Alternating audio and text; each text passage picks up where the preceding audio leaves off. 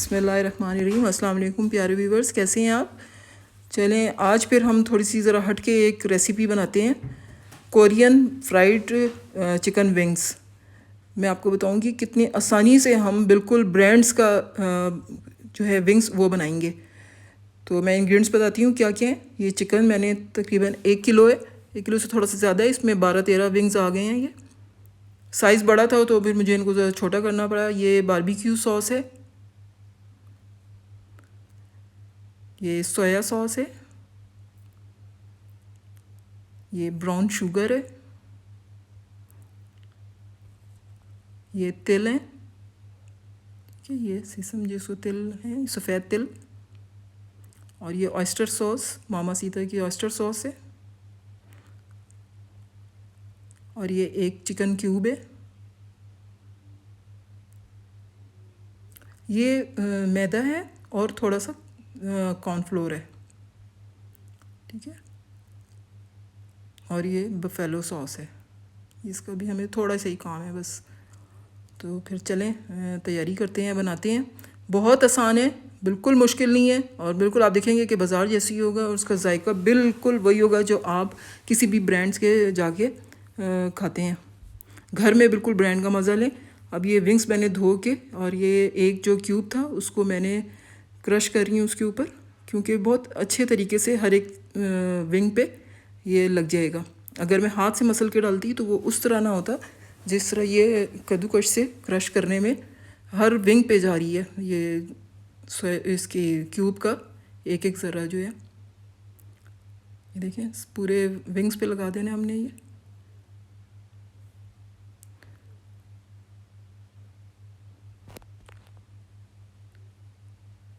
घर में बनाएं तो कुछ चीज़ें ये वाली ऐसी तो ज़्यादा भी बनती हैं और मज़ा भी करती हैं, और एक खुशी भी होती है कि हमने ख़ुद बनाई है।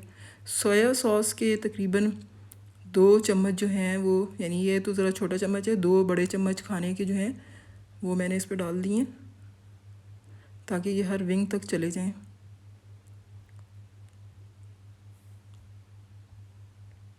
इसको अच्छी तरह हमने इनको मसल लेना है ताकि जो मैंने इसमें चिकन क्यूब डाला था वो भी, और ये सोया सॉस भी, देखें कोई नमक नहीं है, मिर्च नहीं है, हमने बस इन्हीं चीज़ों से बनाना है ये। और बहुत टेस्टी, और खुशबू इतनी प्यारी कि लगेगा आप किसी बड़े से ब्रांड के अंदर बैठे हुए खा रहे हैं। अब जो ये हमारा था मैदा और कॉर्नफ्लोर, उसको हमने मिक्स कर लेना है। मैदा था 1 प्याली और 2 चम्मच थे खाने के कॉर्नफ्लोर, इनको दोनों को मिक्स कर लेना है। इसके अंदर हमने और कोई चीज़ नहीं डाली है, सिर्फ दोनों यही मैदा और कॉर्नफ्लोर ही है। अब एक एक विंग को हमने इसके अंदर अच्छी तरह इसको लपेट लेना है, हर जगह ये लग जाए। मैदा और कॉर्नफ्लोर जो है इसका हमेशा ये इसके अंदर हर विंग पे लगाना है, हर जगह, हर विंग की हर साइड पे कोई जगह इसकी खाली ना रहे। अच्छी तरह आपने इसको हाथों से कर लेना है, दबा दबा के भी, अंदर से उंगली से ज़रा सा खोल के भी, ताकि अंदर तक जाए। जो ये इस टाइप के खाने होते हैं, ये इन्हीं चीज़ों को ज़रा थोड़ा सा एहतियात से करने। देखें थोड़े से ये बड़े थे विंग्स ना, हालांकि मैंने इनमें से कुछ को कट भी किया, लेकिन एक आध ज़रा बड़ा रह ही गया, कोई बात नहीं, चलेगा। इनको अब जो जो होते जा रहे हैं उनको एक अलग प्लेट में हम रखते हैं ताकि दूसरों की भी जगह बन सके इसके अंदर। झटक लेना है, क्योंकि जब हम इसको फ्राई करेंगे तो फिर ये मैदा जो है और कॉर्न फ्लोर ये फिर ख़राब करेगा ऑयल को, झाग झाग बन जाएंगे और वो काला हो जाएगा उसके अंदर, फ़ौरन जल जाता है मैदा और वो। तो इसको हम बस जितना ये इसने लेना होगा वो ले लेगा, बाकी हम इसको झटक देंगे, पहुंच जाएगा अंदर तक। और इसके ऊपर क्यूब जो है कनौर चिकन क्यूब, वो भी इसके ऊपर अंदर मौजूद है, क्योंकि वो चिपक गया था इसके साथ।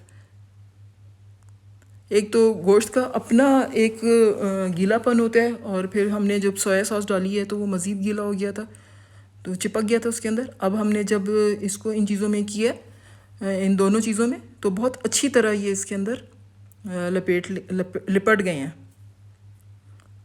देखिए इसको मैंने सारा झाड़ झाड़ के इनको अलग कर लिया, सब चीज़ों को एक साइड पे कर लेंगे। देखें फालतू जो हैं वो फिर एक दफ़ा आप झटक लें।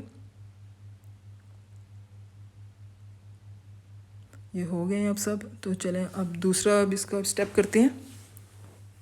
चलिए मेरे साथ। कढ़ाई को मैंने चूल्हे पे रखा है। अब ज़रा थोड़ा सा ऑयल गर्म हो जाए तो फिर हम इसको स्टार्ट करते हैं फ्राई करना। पहले भी मैंने आपको बताया था कि ऑयल बहुत ज़्यादा गर्म नहीं होना चाहिए। एक तो ऊपर की लेयर जो होती है वो जल्दी तली जाती है, अंदर से कच्चा रह जाता है। और फिर दूसरी बात ये कि अपनी सेफ्टी के लिए भी कि इसमें छींटें बहुत बुरी तरह उड़ती हैं, वो हम फिर उससे थोड़े से हमें हाथों में लग सकती हैं। तो ऑयल को हमने तकरीबन इतना कि थोड़ा सा हीट अप हो जाए। और अगर ऑयल तेज़ होते हैं ना तो फिर ये चिकन और गोश्त जो होते हैं ये फिर चिपकते भी हैं, पैन से चिपक जाते हैं, ये बड़ा मुश्किल होता है और चीज़ की शेप ख़राब हो जाती है बिल्कुल। अब एक एक करके मैं इसके अंदर डालूँगी। ये देखिए कितना नॉर्मल, बहुत ज़्यादा ऑयल गर्म नहीं है कि जी छींटा उड़ना शुरू हो जाए एकदम। झटक लेना है। फिर मैं झटक रही हूँ। जितना इसने लेना था विंग ने, वो मैदा और कॉर्नफ्लोर ले लिया। बाकी जो है वो फालतू है, वो मैं उतार दूँगी ताकि ऑयल में ये जब गिरेगा मैदा फालतू जो होगा तो वो ऑयल को जल्दी काला करेगा, वो जलेगा मैदा, चीज़ को ख़राब करेगा और उसमें जो उसकी हमें खुशबू चाहिए वो भी नहीं रहेगी। बस इतने डालेंगे ये आसानी से फ्राई हो सकें।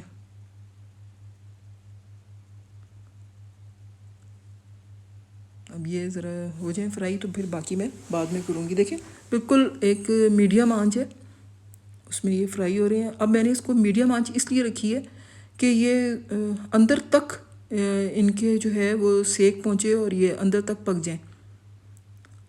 क्योंकि बोटी आप जितनी देर मर्ज़ी रखें फ्रिज में धो के, खून उसमें से फिर निकलते ही निकलता है जितना मर्ज़ी धो लें। तो जब हम इसको अच्छी तरह फ्राई करेंगे तो ये खून वगैरह सब इसका जल जाएगा। जो हाँ हड्डी का ऊपर मुंह होता है उसको ऑयल में काफ़ी देर के लिए हमने करना है। तकरीबन जब नीचे से हल्का सा हुआ है, इसका कलर चेंज हुआ है, तब मैंने इसको मैं पलट रही हूँ। अगर फ़ौरन पलटेंगे तो ये लेयर जो है वो नीचे रह जाएगी और बोटी जो है वो बाहर आ जाएगी। तो थोड़ी देर हमने एक साइड से पकने देना है, फिर इसकी हमने साइड चेंज करनी है।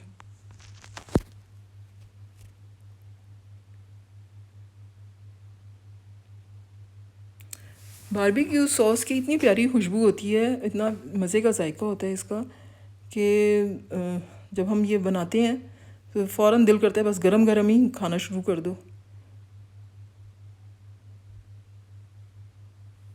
देखिए ये फ्राई हो रहे हैं। थोड़ी देर हमने बस थोड़ा सा टाइम लेना है कि हमने थोड़ा सा गुजारना है। गर्मी तो बहुत है लेकिन कोई बात नहीं, चीज़ भी तो बनानी है ना ज़रा मज़ेदार सी।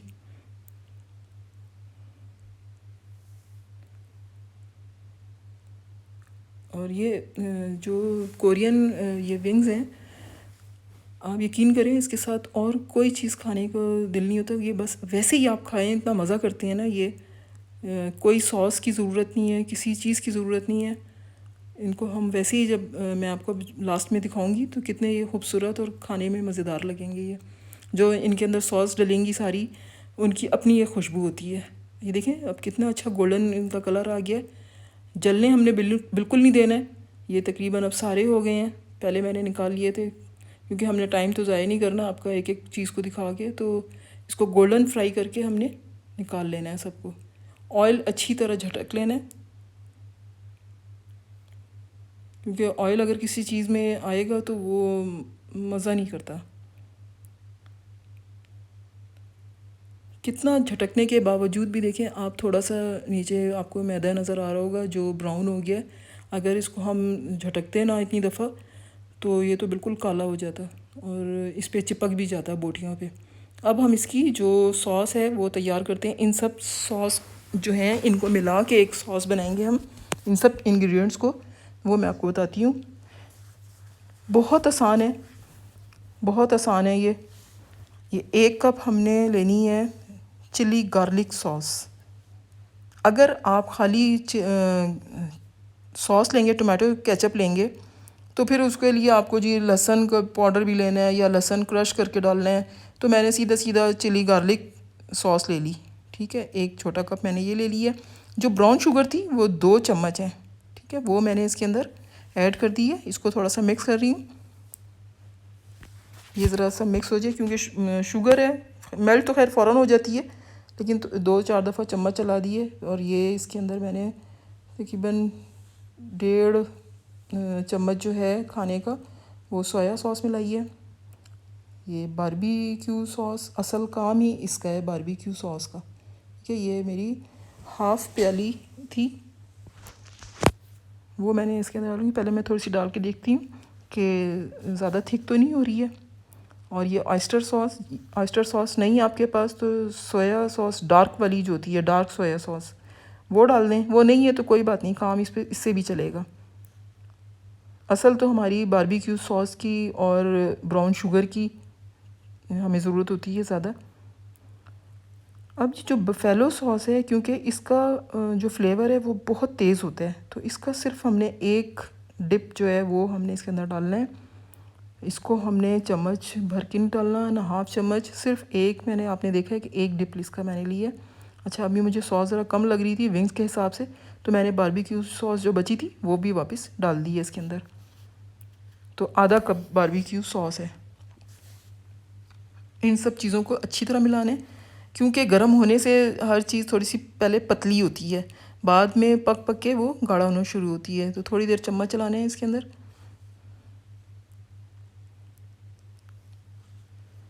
बड़ी बड़ी धमाकेदार खुशबू आ रही है इसकी, यकीन करें, बड़ी धमाकेदार। जब आप बनाएंगी ना तो आप कहेंगी वाकई हम तो किसी बड़े ब्रांड पे खड़े हो के हमने ऑर्डर किया हुआ है शायद। बिल्कुल वैसी खुशबू आ रही है। अब ये देखें इसके अंदर बबल बनने शुरू हो गए हैं, थिकनेस के जो बबल होते हैं वो देखें बन रहे हैं। तो अब मैं इसके अंदर विंग डालना शुरू कर दूँगी। ये देखें, ये मैं आपको ये दोबारा से दिखा रही हूँ, चम्मच चला के ये कितनी गाढ़ी हो गई है, मतलब इससे ज़्यादा गाढ़ी नहीं हमने करनी है। और फिर अब मैं इसमें विंग डाल दूँगी।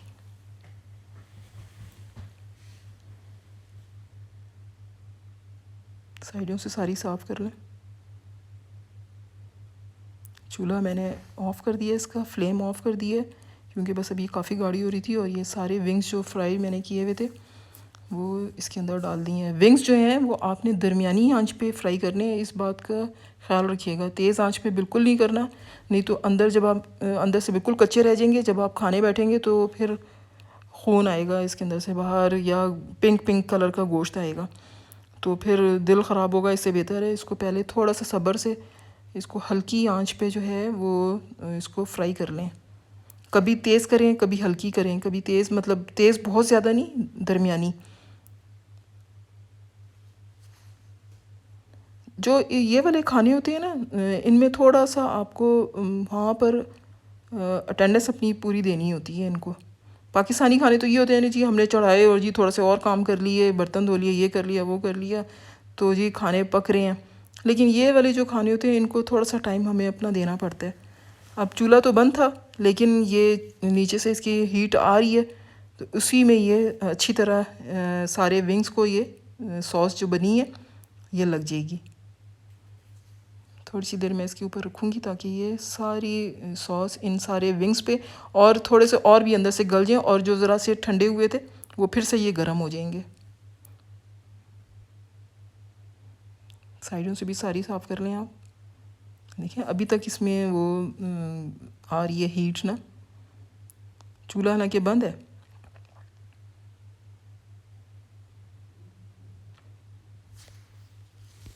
अभी जो लास्ट एक इंग्रेडिएंट रह गई है वो मैं आपको बताती हूँ कि वो हमने क्या करना है, क्योंकि हमने बिल्कुल वैसे ही बनाने हैं जैसे हम बाज़ार से ख़रीद के लाते हैं। तो अभी देखें ये भी लास्ट इसका है, मैं इसको डिश आउट करूँगी, फिर वो हम इसके साथ करेंगे जो हमने लास्ट इंग्रेडिएंट का करना है।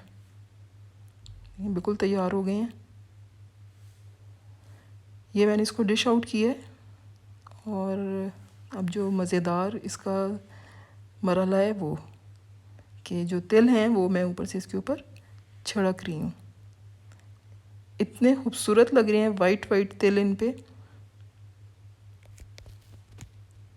देखें ये मैं आपको बोटी कट करके ज़रा सी दिखाती हूँ। ये देखें, देखें अंदर तक ये पक गया है, वाइट अंदर से बिल्कुल इसका गोश्त हुआ हुआ है, कोई पिंक नहीं है। ये देखें अंदर तक गल गया और खुशबू तो बड़ी ही धमाकेदार किस्म की आ रही है। आप ये बनाएं और मुझे लाजमी फ़ीडबैक दीजिएगा। मेरे चैनल को लाजमी सब्सक्राइब करें। मिलते हैं अगली वीडियो में। अल्लाह हाफिज़।